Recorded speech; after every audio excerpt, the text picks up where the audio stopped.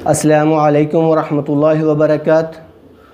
محترم بھائیو، سوال آیا ہے کہ کیا ولی کے بغیر نکاح ہو سکتا ہے؟ ولی اس وقت کیا موجود ہونا چاہیے؟ اور اس کے علاوہ کیا اگر ولی خیر خواہ نہیں ہے تو ان کے علاوہ کسی اور کو ولی بنایا جا سکتا ہے یا کہ نہیں؟ تو میں انشاءاللہ تعالیٰ ان سب سوالوں کے جواب قرآن اور حدیث سے ہی دوں گا، اس لیے آپ نے اس میری ویڈیو کو پورا سنیں اور میری اس بات کو، میری گفتگو کو پورا سنیں اور اپنے دوستوں میں شیئر کریں۔ محترم بھائیوں اور بہنوں، ولی کے بغیر نکاح نہیں ہوتا، جیسا کہ ترمذی کے اندر روایت ہے۔ ابو موسیٰ اشعری رضی اللہ تعالیٰ عنہ فرماتے ہیں کہ رسول اللہ صلی اللہ علیہ وآلہ وسلم نے ارشاد فرمایا، لا نکاح الا بولی جن، کہ ولی کے بغیر نکاح نہیں ہوتا۔ یہ 879 نمبر حدیث ہے، یہ صحیح روایت ہے۔ اس سے یہ پتہ چلا کہ ولی کا موجود ہونا بھی اس وقت ضروری ہے اور ولی کی اجازت کے بغیر نکاح نہیں ہوتا، اور اسی طرح ولی کی اجازت اور رضا کے بغیر کیا گیا نکاح سراسر باطل ہے۔ یہ ترمذی کے اندر ایک اور روایت ہے، حدیث نمبر 880 ہے، اور یہ روایت بھی صحیح ہے کہ عائشہ رضی اللہ تعالیٰ عنہ سے روایت ہے، ان رسول اللہ صلی اللہ علیہ وآلہ وسلم، کہ بے شک نبی مکرم صلی اللہ علیہ وآلہ وسلم نے ارشاد فرمایا، ایما امرأۃ نکحت بغیر اذن ولیجہا فنکاحہا باطل۔ اس کے بعد پھر فرمایا نبی صلی اللہ علیہ وسلم نے، فنکاحہا باطل فنکاحہا باطل۔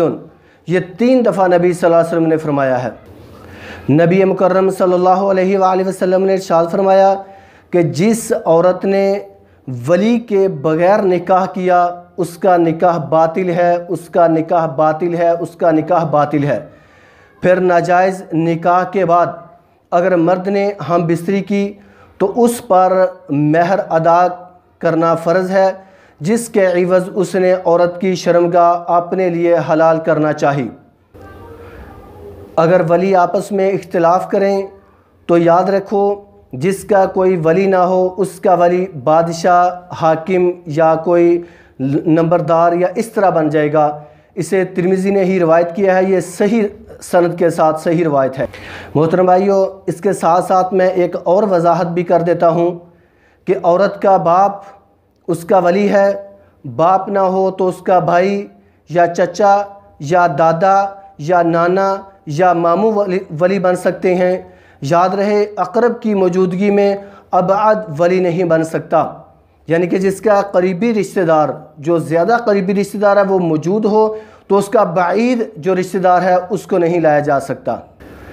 اچھا، ولی میں اختلاف کی صورت یہ ہے کہ ولایت کا پہلا حق رکھنے والا خواہ باپ ہو یا بھائی یا چچا ہو، بے دین ہوں یا ظلم کرنے والے ہوں، اور وہ زبردستی کسی بے دین یا فاسق فاجر سے نکاح کرنا چاہتا ہے۔ ولی جو ہے وہ کسی فاسق سے، فاجر سے یا کوئی بے دین بندہ ہے اس سے نکاح کرنا چاہتا ہے اور لڑکی نہیں چاہتی، تو جبکہ ولایت کا دوسرا یا تیسرا حق رکھنے والے اس کو ایسا نہ کرنے دیں، اس صورت میں ظالم یا بے دین ولی کا حق ولایت از خود ختم ہو جاتا ہے، اور گاؤں کی پنچایت، شہر کا دیندار کوئی بندہ یا موجودہ جو حکمران ہے، حاکم ہے، تو یا عدالت جو ہے وہ اس کا حق ولایت استعمال کر سکتی ہے اور اس بچی کا، اس لڑکی کا پھر نکاح کر دیا جائے گا۔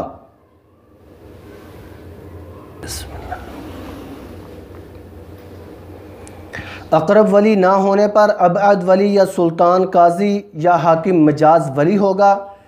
اور ایک اور بھی بات یاد رکھنا، یہ والدین کے لیے، یہ خاص طور پہ جو ولی بن رہا ہے اس کے لیے بہت بڑی حدیث ہے کہ جو ولی ہے وہ بچی کا خیر خواہ بھی ہونا چاہیے، کہ جہاں پہ اس کی شادی کر رہا ہے وہ کیا لڑکا اچھا ہے، دیندار ہے، یا لڑکی جس طرح وہ چاہ رہی ہے کہ میرے لیے بہتر کیا ہے، تو ولی کو بھی چاہیے کہ اس کی خیر خواہی دیکھتے ہوئے، یا سلطان یا حاکم کو بھی اس کی خیر خواہی کرنی چاہیے، جیسا کہ ابن عباس رضی اللہ تعالی عنہما سے روایت ہے عن النبی صلی اللہ علیہ وسلم، نبی مکرم صلی اللہ علیہ وآلہ وسلم نے ارشاد فرمایا لا نکاح الا باذن ولی مرشد او سلطان۔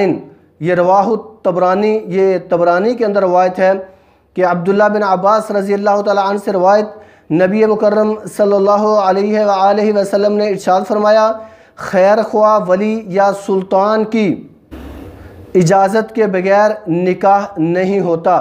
اسے طبرانی نے روایت کیا ہے، ارواء الغلیل جز 7 اور صفحہ نمبر 239 ہے۔ یہ روایت بھی صحیح ہے۔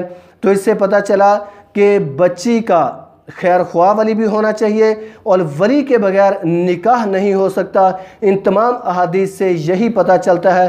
اللہ سے دعا کرتے ہیں، اے اللہ آج کل کی جو ہماری مائیں اور بہنیں میرا جسم میری مرضی والی ہیں، اے اللہ ان کو صحیح طور پہ سمجھنے کی توفیق عطا فرما اور ان کو قرآن اور حدیث پہ عمل کرنے والا بنا دے، اور یہ روڈوں کے اوپر نکلنے کی بجائے اپنے گھروں کے اندر رہیں، جو ان کے فرائض ہیں ان کے اوپر یہ پاسداری کریں، ان کے اوپر یہ پابندی کریں۔ اللہ تعالی ہم کو پکا اور سچا مسلمان بنا دے، اور عورتوں اور بچیوں کو ان کو بھی سمجھنے کی توفیق عطا فرما، اور جو ولی حضرات ہیں ان کو بھی سمجھنے کی توفیق عطا فرما۔ اقول قولی ھذا استغفر اللہ لی ولکم۔